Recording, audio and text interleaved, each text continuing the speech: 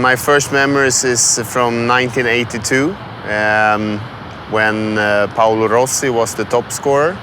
I was cheering for Argentina. My father really liked them with the young Maradona playing.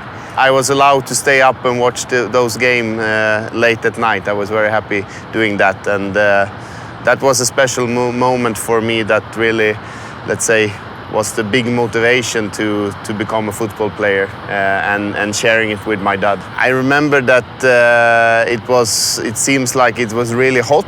I mean, I don't remember now where it was played, but it was southern of Europe, I guess. Yeah,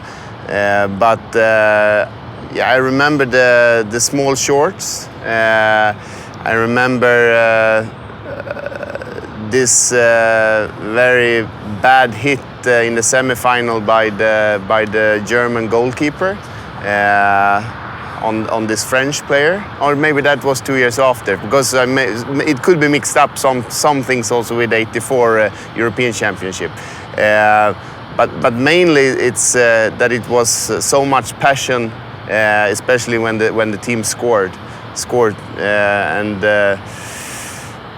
Yeah, so many good players. You know, you collected all these small football cards at that moment also, and that's what's a way to learn all these players. This year of '94, when we took the bronze, or Sweden took the bronze, that is something that we still celebrate and remembers, and that made that unified the nation really. And those heroes from that team is still heroes in the country, and get works everywhere because they or get positions everywhere because they was a part of this. So I think a lot of memories, and also I know that there was a lot of children born in the beginning of '95 also, but because people were really happy that summer.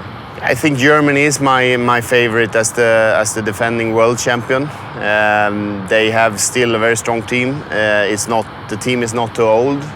The league is really competitive, and I have a feeling that maybe they have a playing style that they know very well, and even if they have also players that are, let's say, fatigued from a long season, I still believe that they know so well what to do, and they have this group of players that are still young, still fresh, many of them, or in their peak age. So I have them as the favorite. But I must say that I think that for a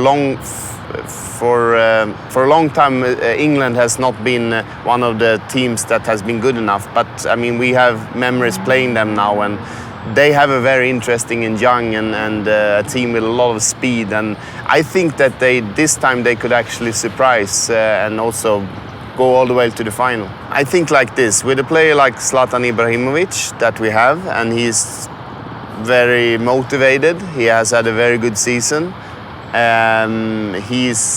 We don't know about his future in club football, but for sure, I mean, this is maybe his last tournament, could be more, but I think with a player like him, and we don't have so many injuries at the moment, so I think that we will be able to get the best out of the players we have, but he is the key. I mean, we don't have a top team in Europe if you take him away, but if we have him and the others, let's say, prepare well and do well, we could surprise and maybe go through from the qualification. But that itself, it's really well done, I think, for Sweden.